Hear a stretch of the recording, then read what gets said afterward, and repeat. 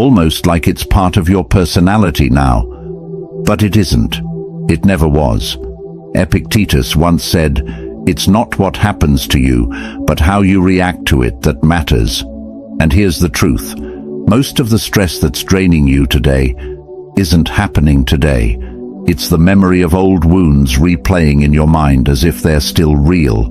That argument you keep revisiting at 2 a.m., it's over.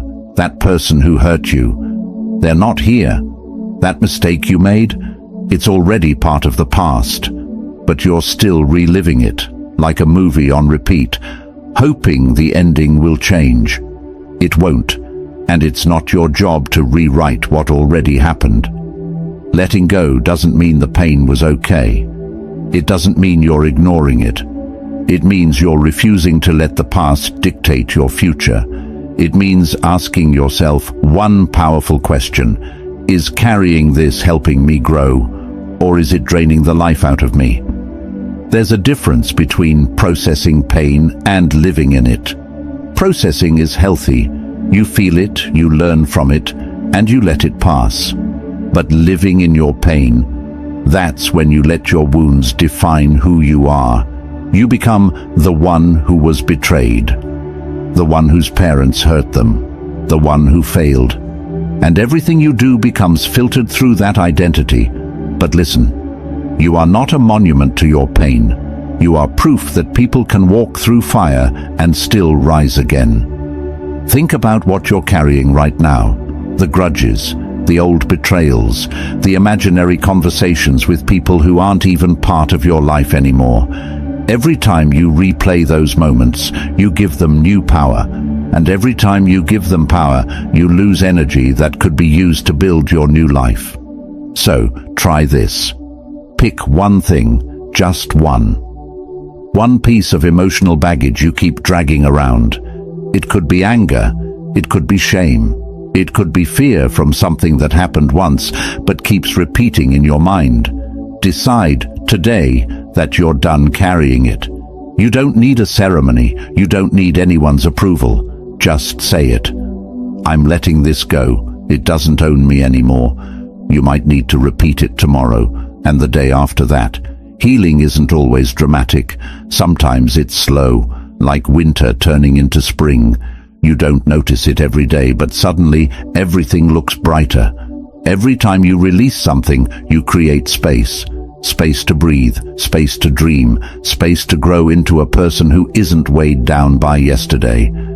And here's the beautiful part. When you stop feeding your pain, your energy comes back. Energy for joy, energy for your goals, energy for the life you want to build. Letting go isn't weakness, it's courage. Anyone can hold a grudge, but it takes a warrior to put it down.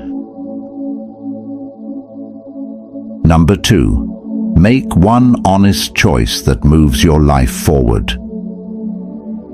You know what's wild?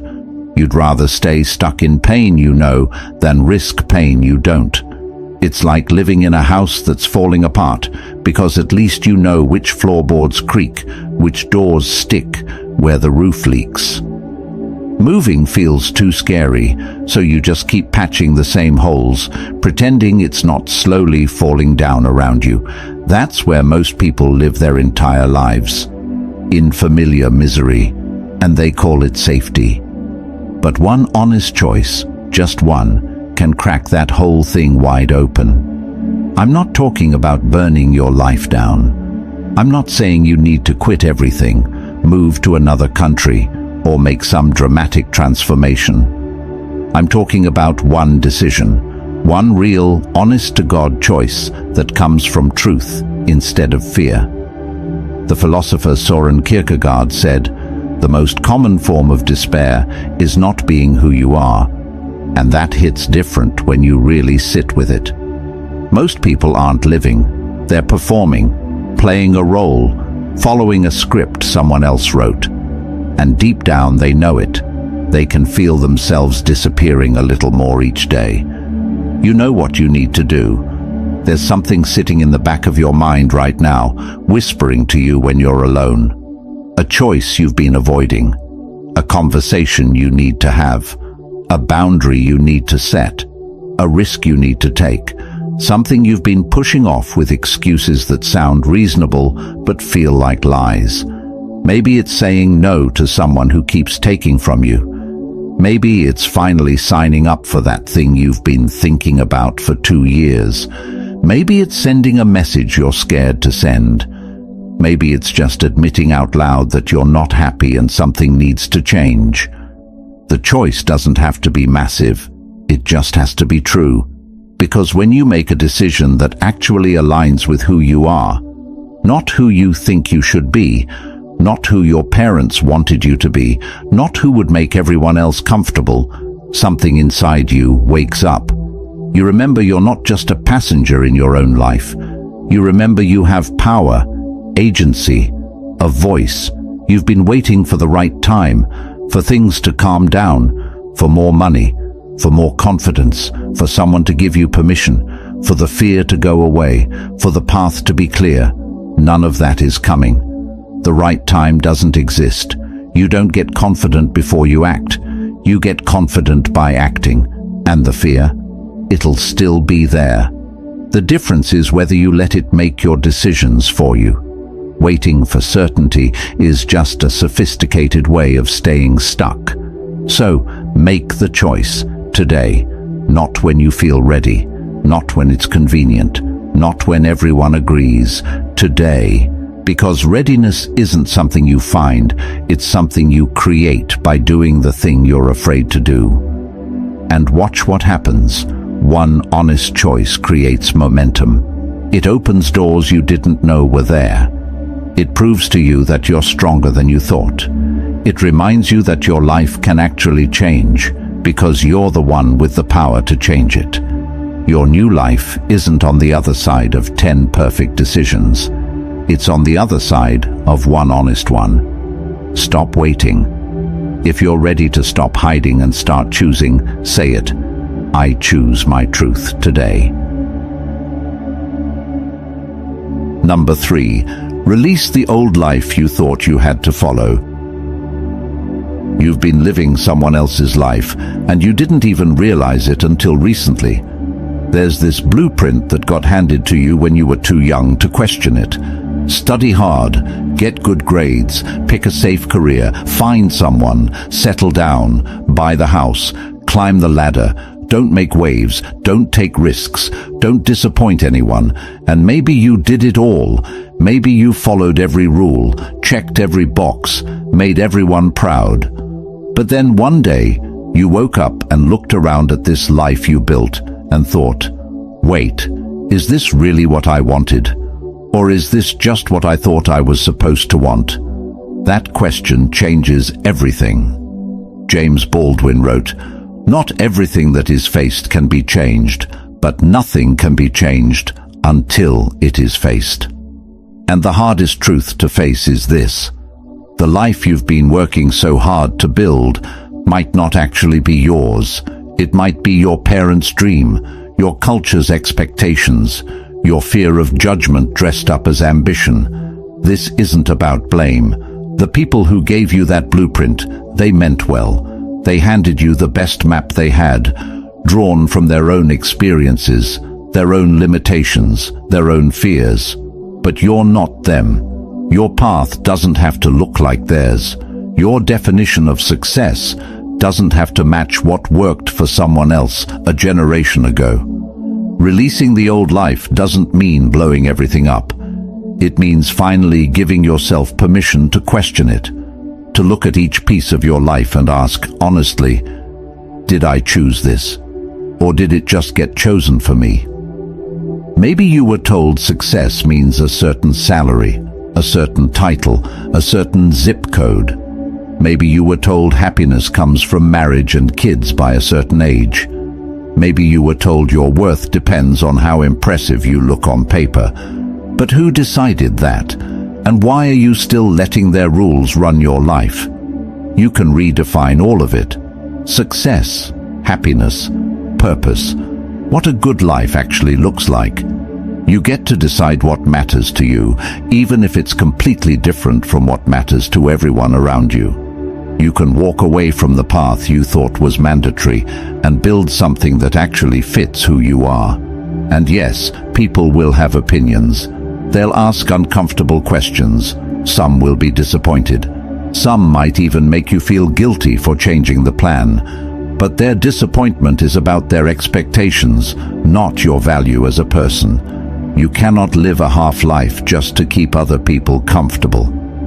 Think about the version of yourself you've been hiding, the dreams you've dismissed as unrealistic, the interests you've kept quiet because they don't fit the script. The life you actually want, but haven't let yourself imagine because it seems too different, too risky, too weird. What if you gave that version of yourself permission to exist? What if you stopped performing the life you think you should have and started building the one you actually want?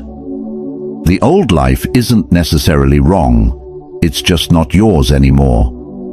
Maybe it never was.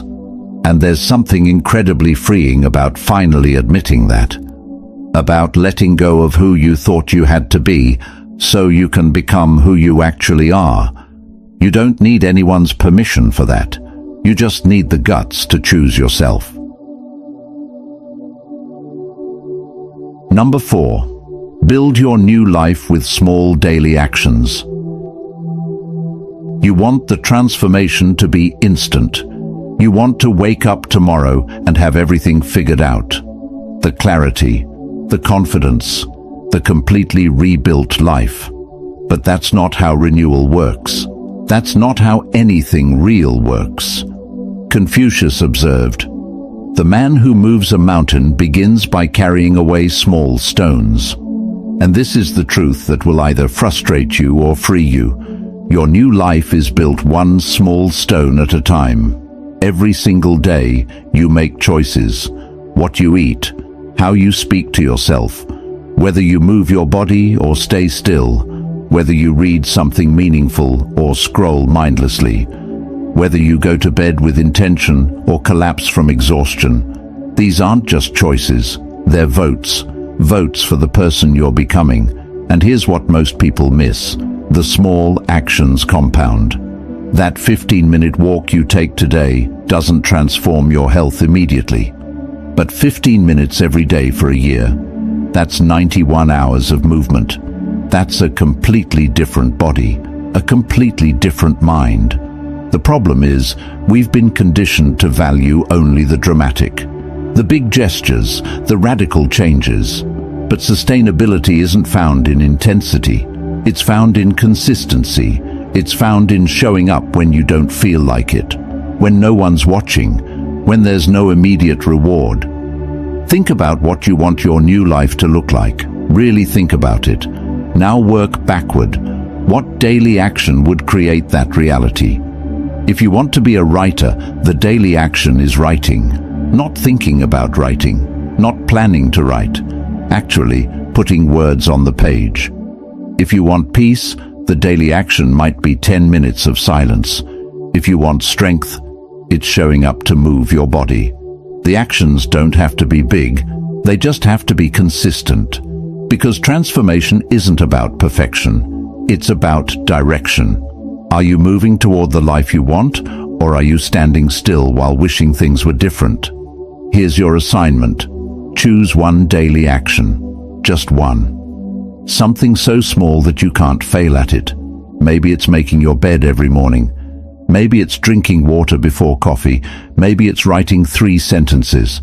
The specific action matters less than the commitment to do it every single day. Because when you prove to yourself that you can keep one promise, you start to trust yourself again. And when you trust yourself, you can keep bigger promises, build bigger dreams, create a bigger life.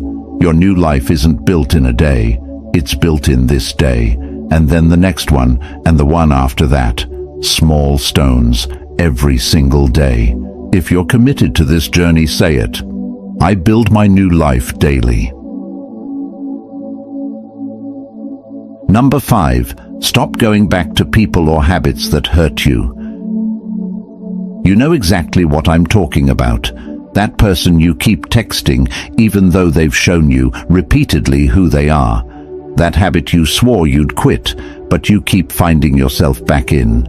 That situation you know is toxic, but somehow you convince yourself it'll be different this time. It won't be different. Not because change is impossible, but because you're expecting them to change while you keep showing up the same way. The psychologist Dr. Phil McGraw famously said, "We teach people how to treat us." And every time you go back to something that hurts you, you're teaching it that your boundaries don't matter. You're teaching it that your pain has a price, and you're willing to pay it. This isn't about judging yourself. You went back because you're human, because you're hopeful, because some part of you believed that your love, your patience, your loyalty could transform the situation. But here's the hard truth. You cannot heal in the same environment that made you sick. Think about the pattern. You leave, you feel strong, you feel clear. Then time passes. The pain fades, the memory softens, and you start to remember only the good parts. You forget why you left. You convince yourself you overreacted, and you go back, only to remember, painfully, exactly why you left in the first place. This cycle will continue until you decide it won't, until you choose your peace over your attachment, until you value your future more than your comfort with the familiar.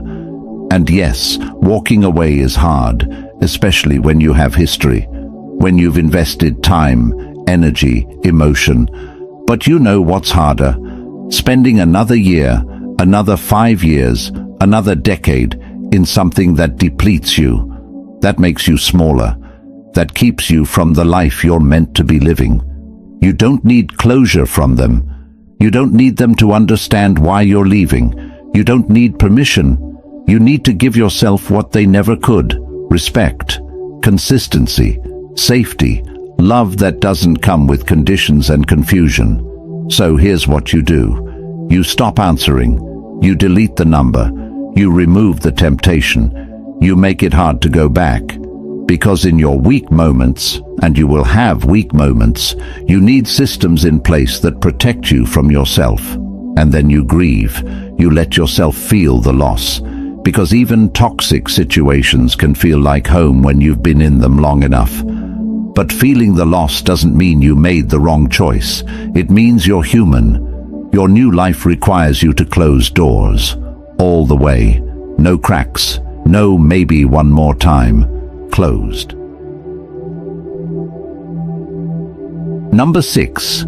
Accept what you can't change and focus on what you can. There's a weight you've been carrying that was never meant to be lifted. You've been trying to change things that are completely outside your control. Other people's opinions, the past, what already happened, what someone else chose to do. And every ounce of energy you pour into those unchangeable things is energy stolen from your actual life. The Stoics gave us the most powerful framework for this. Marcus Aurelius, who ruled an empire while maintaining inner peace, wrote in his private journal, "You have power over your mind, not outside events. Realize this, and you will find strength." He understood something most people spend their entire lives resisting. The only thing you truly control is how you respond. You can't control whether someone loves you back, but you can control whether you continue to offer your heart to someone who doesn't value it. You can't control what happened to you as a child, but you can control whether you let that history write your future. You can't control the economy, the weather, or how fast time moves, but you can control what you do with the time you have. Most of your suffering comes from fighting reality, from insisting that things should be different than they are, from replaying scenarios in your mind, trying to change outcomes that are already written. But reality doesn't negotiate. It simply is, and your resistance to it doesn't change it. It only exhausts you. So, here's the practice. When something happens, ask yourself one question. Can I change this? If the answer is yes, then stop worrying and start doing. Make a plan, take action, move forward. If the answer is no, then your only job is acceptance, not approval, not agreement, just acceptance of what is. This doesn't mean you become passive. It means you become strategic. You stop wasting your precious life force on battles you cannot win and redirect it toward the battles you can. You stop trying to control other people and start mastering yourself. You stop arguing with circumstances and start adapting to them. Think about where you're hemorrhaging energy right now. Is it in trying to make someone understand you? Is it in wishing your past was different? Is it in stressing about things that haven't even happened yet? Notice where you're pouring yourself out with no return. Now imagine taking all that energy and investing it in what you can control. Your daily habits, your reactions, your boundaries, your growth, your choices. Imagine what you could build if you stopped fighting the unchangeable and started creating with what's actually in your hands. That's where your power lives. Not in controlling everything, but in mastering the one thing that's truly yours, yourself. If this principle speaks to you, claim it. I control what I can. Number 7. Start a calm morning routine that helps you feel steady. The way you start your morning sets the tone for your entire day, and most people are starting from chaos. They're jolting awake to alarms that sound like emergency sirens, immediately grabbing their phones, flooding their minds with other people's problems, opinions and emergencies before they've even had a conscious thought of their own. You're giving away the most sacred hours of your day before you've even claimed them for yourself. And then you wonder why you feel reactive, overwhelmed, like your life is running you instead of the other way around. The Dalai Lama once shared a simple truth. Every day, think as you wake up, today I am fortunate to be alive. I have a precious human life. I am not going to waste it. This isn't just spiritual wisdom. It's practical strategy. It's the recognition that how you begin shapes everything that follows. A calm morning routine isn't about perfection. It's not about waking up at 4 in the morning or following some influencer's 10-step ritual. It's about creating a buffer between sleep and chaos, a space where you can remember who you are before the world tells you who you need to be. Maybe it's 10 minutes, maybe it's 30, maybe it's just 5 minutes of sitting in silence with your coffee before you check your phone. The length doesn't matter as much as the intention. You're telling yourself, I matter. My peace matters. My day doesn't start with everyone else's agenda. Here's what this might look like. You wake up. You don't reach for your phone. You take 3 deep breaths. You feel your body. You say something kind to yourself. You move a little, stretch, walk, whatever feels right. You drink water. You spend a few minutes with something that feeds your soul. Reading, writing, sitting in silence, looking out the window. You're not doing this to be productive. You're doing this to be present, to ground yourself, to create a foundation of calm that can hold you steady when the day gets hard. Because it will get hard. People will make demands. Problems will arise. Stress will come. But when you've started your day from a place of intention instead of reaction, you have something to come back to. You have an anchor. The world will always try to pull you in 1,000 directions. Your morning routine is where you plant your feet and say, before I give myself to everything else, I give myself to me. That's not selfish, that's survival. That's how you maintain your center in a world that constantly tries to knock you off balance. Start tomorrow, one small ritual, one conscious beginning. Watch how it changes everything. If you're committed to starting your mornings right, own it. I start each day with intention. Number 8. Choose supportive people who respect your new path. You're trying to grow, and the people around you are watering the old version of you. They keep bringing up who you used to be, They make jokes about your new habits. They question your changes. They pull you back toward the person you're working so hard to move beyond. This isn't always malicious. Sometimes people resist your growth because it forces them to look at their own stagnation. Your evolution holds up a mirror to their comfort zone, and instead of being inspired, they feel threatened. The motivational speaker Jim Rohn famously said, "You are the average of the 5 people you spend the most time with." And whether you realize it or not, you're absorbing the energy, the mindset, the habits of the people closest to you. If you're surrounding yourself with people who doubt you, drain you, or dismiss you, you're making transformation exponentially harder. Your new path requires new support, or at least it requires people who can celebrate your changes instead of sabotaging them. People who don't need you to stay small so they can feel comfortable. People who see your growth and say, "Keep going," not, "Who do you think you are?" This doesn't mean you have to cut everyone out of your life, but it does mean you need to be honest about who gets access to you, who gets your energy, your time, your vulnerable moments. Some people have earned the right to be in your inner circle. Others have proven they can't handle it. And here's the part that hurts. Sometimes the people who can't support your new path are people you love.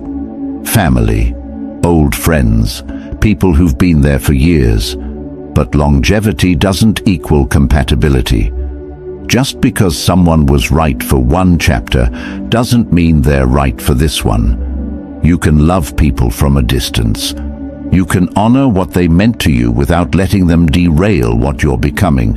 You can set boundaries that protect your peace without explaining yourself to death. You don't owe anyone access to a version of yourself that no longer exists. So, look around.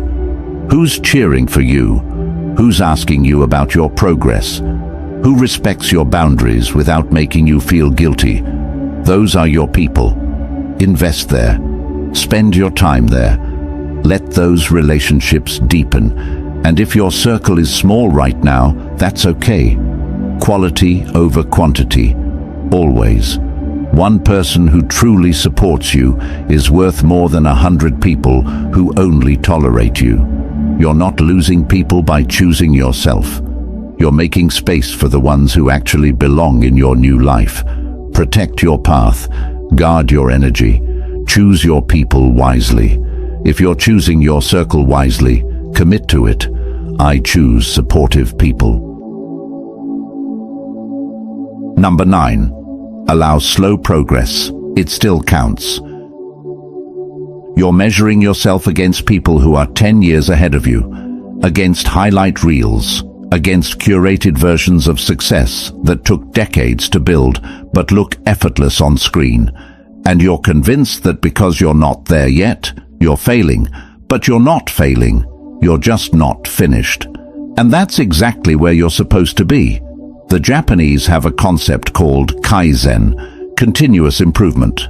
Small, incremental changes that compound over time. It's the philosophy that built some of the world's most successful companies. And it's the same philosophy that will build your new life. Not overnight, not in dramatic bursts, but slowly, steadily, surely. Progress doesn't always look like progress. Sometimes it looks like rest, like choosing not to react, like setting a boundary, like getting back up after you fell, like doing the same boring thing for the 100th time because you know it matters. None of this is glamorous, none of this gets applause, but all of it counts. You've been conditioned to believe that only big wins matter. The promotion, the transformation photos, the before and after. But real life happens in the middle, in the messy, unfiltered, unglamorous middle, where you're just showing up day after day, doing the work even when you can't see the results yet. Think about a seed planted in soil. For weeks, maybe months, nothing visible happens. No leaves, no stem, no flower, just darkness and waiting. But beneath the surface, everything is happening. Roots are forming, strength is building, The foundation is being laid, and then one day you see a sprout. Not because the work just started, but because the work finally became visible.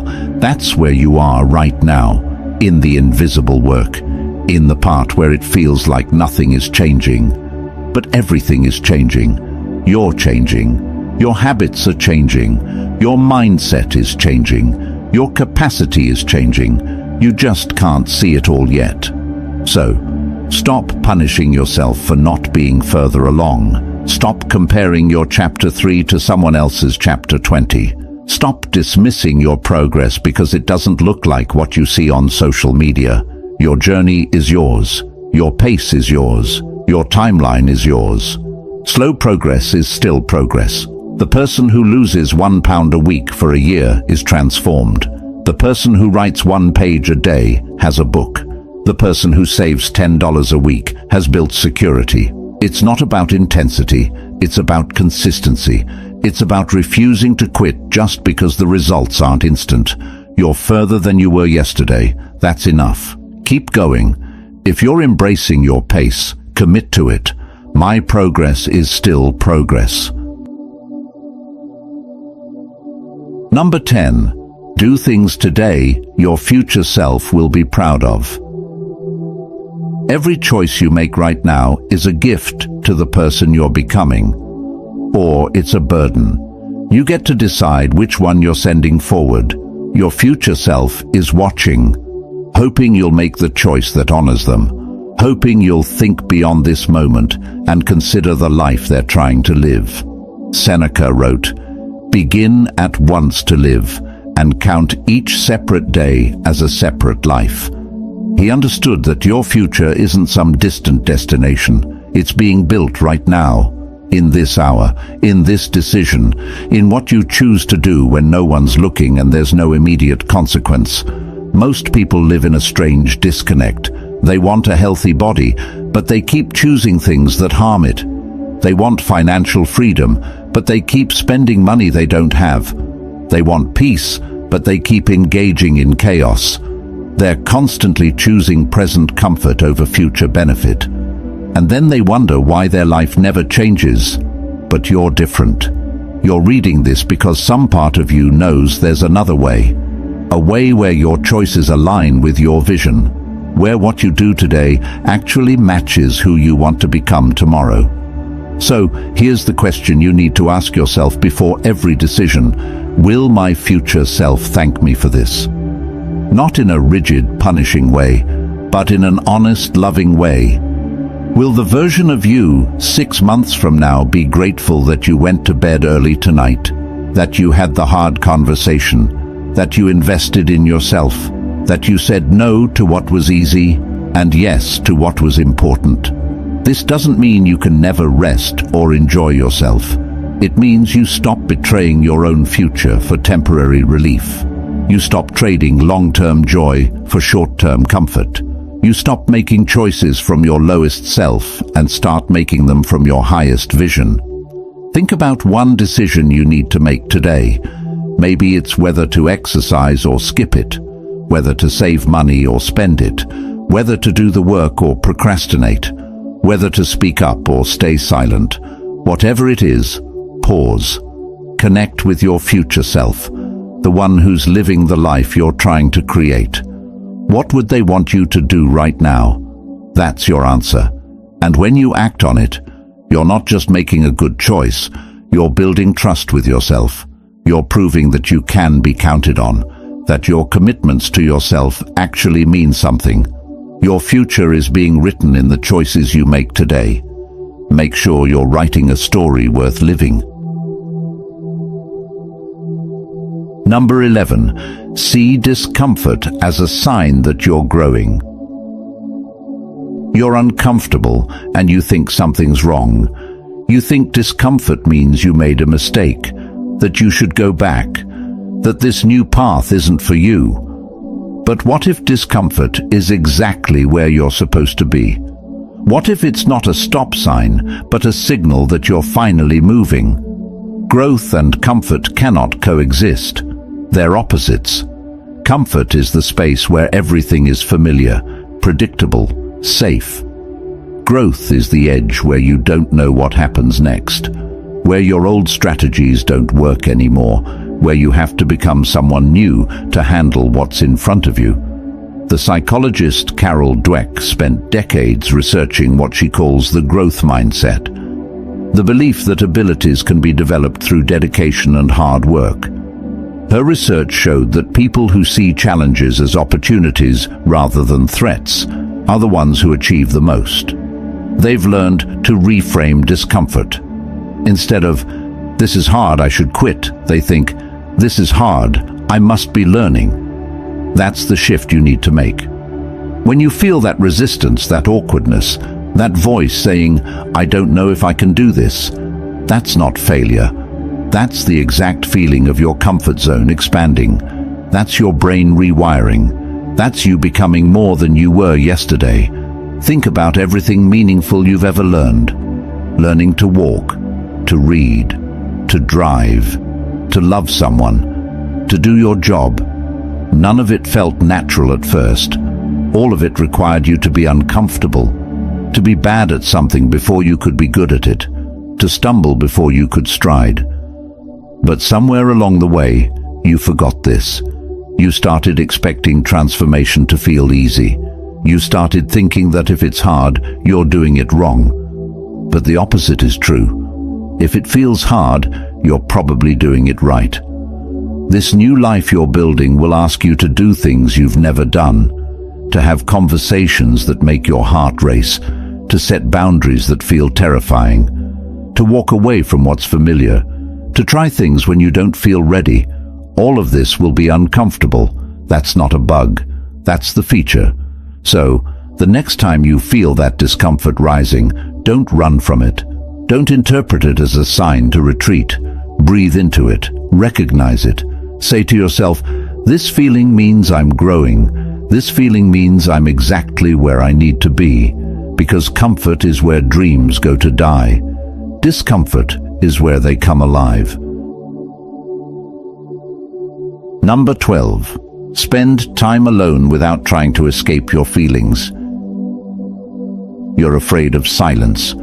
Afraid of what you might hear if you stop filling every moment with noise, distraction, entertainment. So, you keep the TV on, the music playing, the phone scrolling, anything to avoid being alone with your own thoughts, anything to avoid feeling what you're actually feeling. But here's what you need to understand. You cannot heal what you won't feel. You cannot process what you keep avoiding. And every time you run from yourself, you're teaching yourself that your own company isn't safe, that your feelings are too much, that you need to be escaped from. The poet Rainer Maria Rilke wrote in his letters, "The only journey is the one within."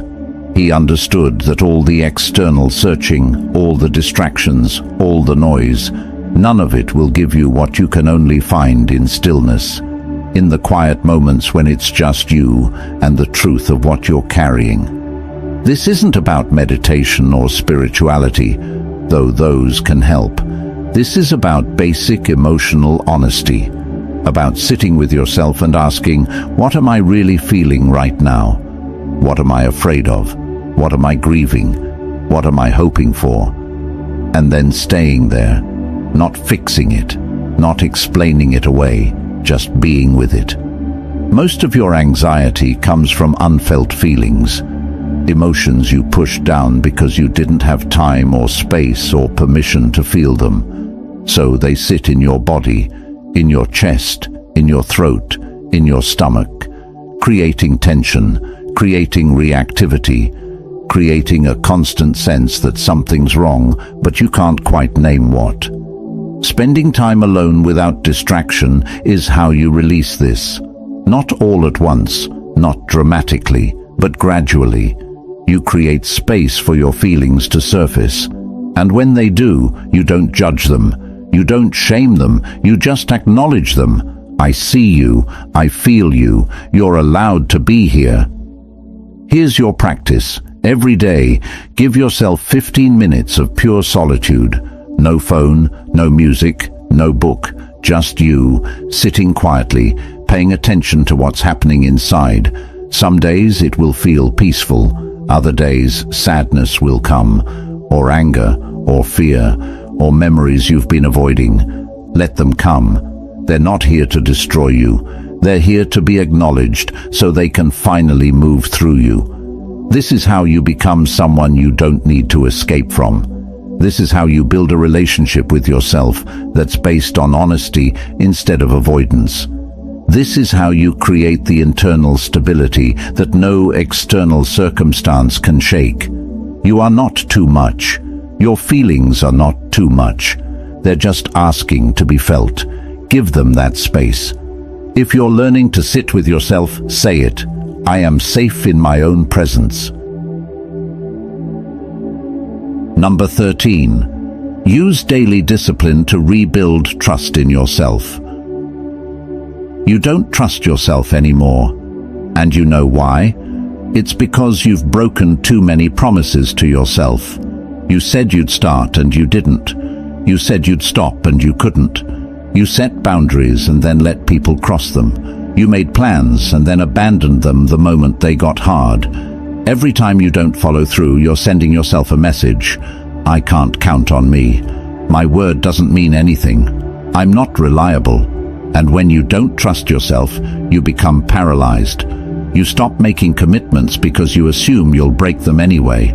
You stay stuck because forward movement requires trusting that you'll show up for yourself. The philosopher William James, often called the father of American psychology, said, "All our life is but a mass of habits." And he was right.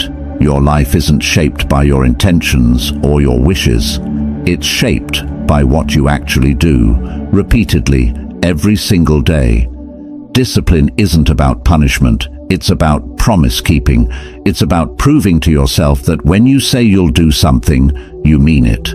Start small, ridiculously small, so small that you have no excuse not to do it. If you want to rebuild trust with yourself, don't commit to running 5 miles. Commit to putting on your shoes. Don't commit to writing a book. Commit to writing 1 sentence. The goal isn't the achievement. The goal is the follow-through. Because here's what happens when you keep small promises to yourself. You start to believe in yourself again. You start to see yourself as someone who does what they say they'll do. And that identity shift changes everything. You stop being the person who talks about change and become the person who creates it. Think about one area where you've lost trust in yourself. Maybe it's your health, your finances, your relationships, your work. Whatever it is, identify one tiny action you can take every day. Just one. And then do it. No matter what. Even on the days you don't feel like it. Especially on those days. This isn't about perfection. You'll miss days. You'll mess up. That's not failure. That's being human. What matters is what you do next. Do you use the slip-up as evidence that you can't change? Or do you get back up, dust yourself off, and keep the promise again the next day? Discipline is love. It's loving yourself enough to do what's best for you, even when it's hard. It's treating your future self with the respect they deserve. It's building a life where your word to yourself is sacred. You can trust yourself again, but you have to earn it. One kept promise at a time. If you're rebuilding trust with yourself, say it. I keep my promises to myself. Number 14. Use your pain to grow stronger, not weaker. Pain visited you. Maybe it stayed longer than it should have. Maybe it changed you in ways you didn't ask for. And now you're standing at a crossroads. You can let that pain define you, diminish you, keep you locked in the story of what hurt you. Or you can let it refine you, strengthen you, become the foundation of your resilience. Friedrich Nietzsche, the German philosopher, wrote words that have echoed through generations. That which does not kill us makes us stronger. But he wasn't saying pain automatically makes you stronger. He was saying you have a choice in what your pain creates. It can break you down or build you up. The pain itself is neutral. Your response to it is everything. Look at what happened to you. Really look at it, not to relive it, but to understand it. What did it teach you about yourself, about what you can survive, about what you won't tolerate anymore? Every wound carries a lesson. Every betrayal reveals a boundary you needed to set. Every loss shows you what truly mattered. The people who grow weaker from pain are the ones who let it consume their identity, who become walking monuments to their suffering, who tell the story over and over until it's the only story they know how to tell. They're not healing, they're rehearsing, they're keeping the wound fresh because it's become familiar.